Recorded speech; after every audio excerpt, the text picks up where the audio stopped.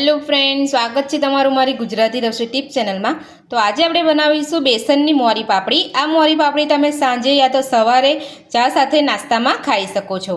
તો ચાલો આપણે શરૂ કરીએ। સૌથી પહેલા આપણે અહીંયા પાપડીનો લોટ બાંધવા માટે આપણે એક વાસણ લીધું છે। એની અંદર આપણે અહીંયા એક ચાળણી લઈશું। તો ચાળણીની અંદર આપણે એક વાટકી બેસન લીધું છે। તો આ જ માપનું આપણે અહીંયા અઢી વાટકી બેસન લઈશું, એટલે કે વજનમાં અહીંયા 250 ગ્રામ બેસન થશે। તો તમારી પાસે તમે જોઈ લો, આ રીતના વાટકીનું આપણે માપ લેવાનું છે અને 250 ગ્રામ આપણે બેસન લેવાનું છે। તો તમે જોઈ શકો છો આપણે બીજી વાટકી લીધી છે। તો હવે આપણે બીજી અડધી વાટકી બેસન લઈશું।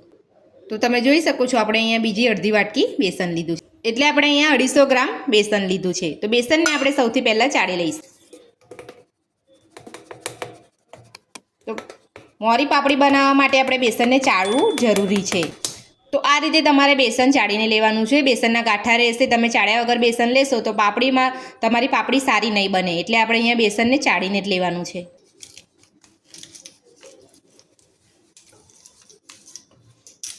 તો આપણે અહીંયા બધું જ બેસન સરસ ચાળી લીધું છે।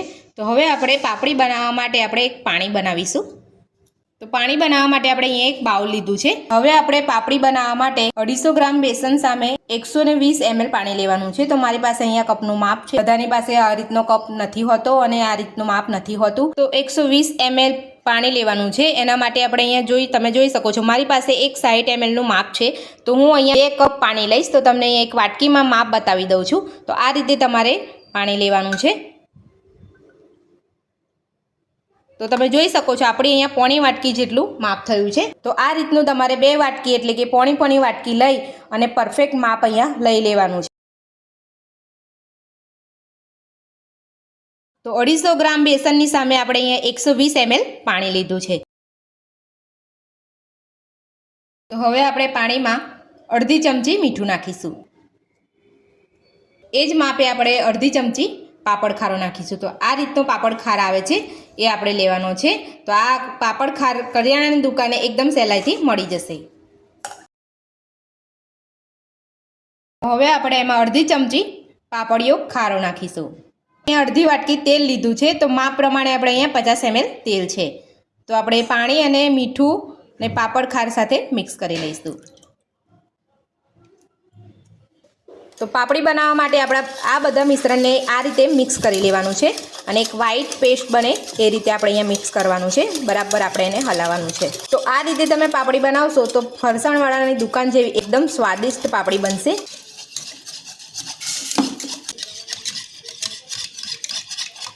તો આ રીતે બધું જ હલાવીને સરસ મિક્સ કરી લેવાનું છે।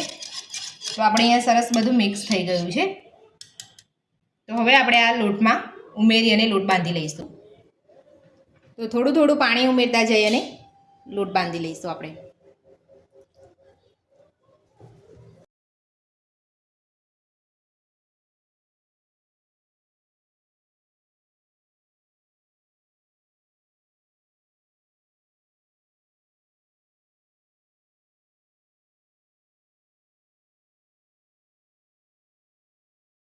તો પાપડી બનાવવા માટે આપણે અહીંયા આ રીતનો ઢીલો લોટ રાખવાનો છે, તમે જોઈ શકો છો, અને એને આ રીતે મસળતું જવાનું છે।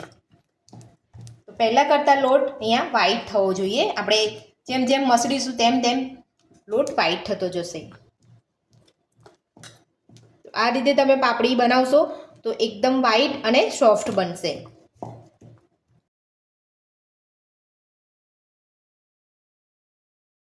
તો 3 થી 4 મિનિટ આપણે એને આ રીતે મસળવાનો છે।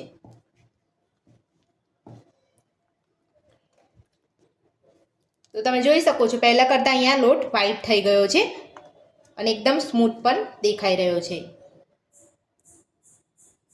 તો આ રીતનો આપણે પાપડી માટે અહીંયા લોટ બાંધવાનો છે।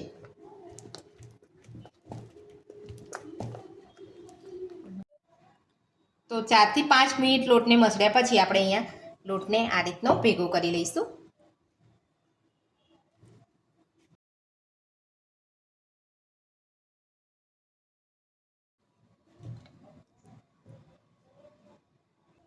તો હવે આપણે અહીંયા અડધી ચમચી તેલ ઉમેરીને આપણે લોટને સારી રીતે મિક્સ કરી લઈશું।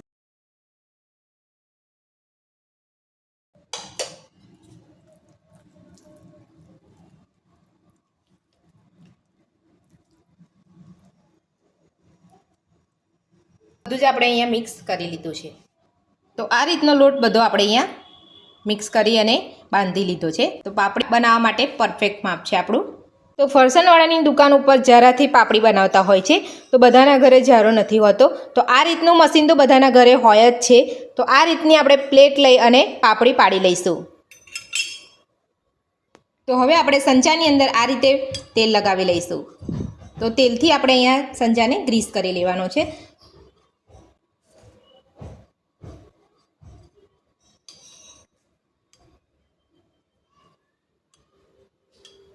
તો આપણે અહીં અંદર બરાબર સરસ તેલ લગાવી લીધું છે. હવે આપણે અહીંયા પ્લેટ ઉપર પણ અહીંયા તેલ લગાવી લેવાનું છે આ રીતે. તો હવે આપણે અહીંયા બંધ કરી દઈશું. તો હવે આપણે એમાં આ લોટ ભરી લઈશું.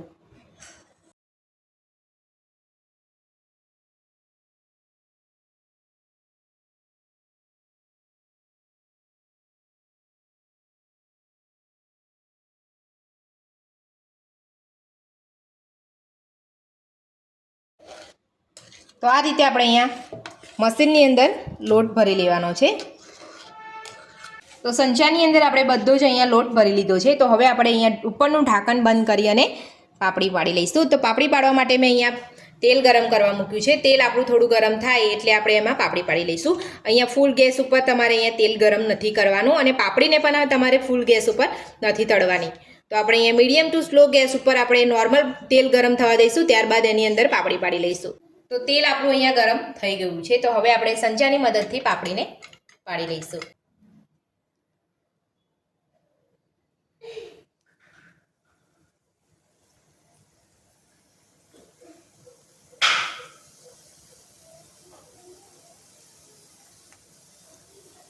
તો આ રીતની પાપડી અંદર પાડી લેવાની છે તેલમાં.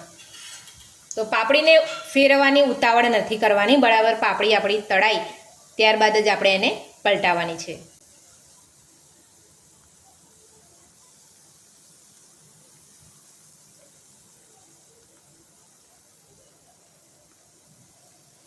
તો હવે આપણે પાપડીને પલટાવી લઈશું. તો તમે જોઈ શકો છો એકદમ સરસ સહેલાઈથી અહીંયા આપણે પલટાવી શકીએ છીએ. આપણે પાપડી પલટાવવામાં ઉતાવળ કરીશું તો પાપડી આપણી તૂટી જશે. તો પાપડી આપણી તળાઈ ગઈ છે એ કેવી રીતે ખબર પડશે? તો તમે જોઈ શકો છો પાપડીની આજુબાજુ આપણે પરપોટા આવે એટલે તમારે સમજી લેવાનું કે પાપડી અહીંયા આપણી થઈ ગઈ છે.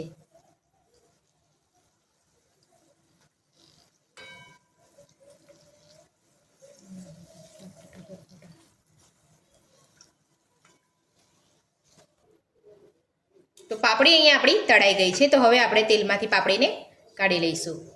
તો તમે જોઈ શકો છો એકદમ સફેદ અને એકદમ સોફ્ટ થઈ છે. તો આપણે આ રીતે બધું જ તેલ નીતાળીને લઈ લેવાનું છે. નહીં તો પાપડી તમે ખાતી વખતે તેલ તેલ લાગશે અને મજા નહીં આવે. એટલે આ રીતે આપણે બધું જ તેલ કાઢી લેવાનું છે.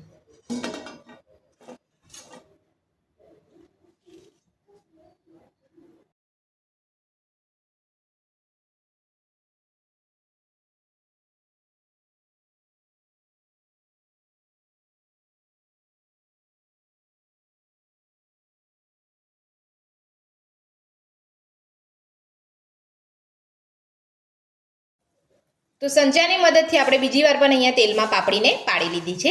તો આ જ રીતે તેલમાં બધી જ પાપડી આપણે તળી લઈશું.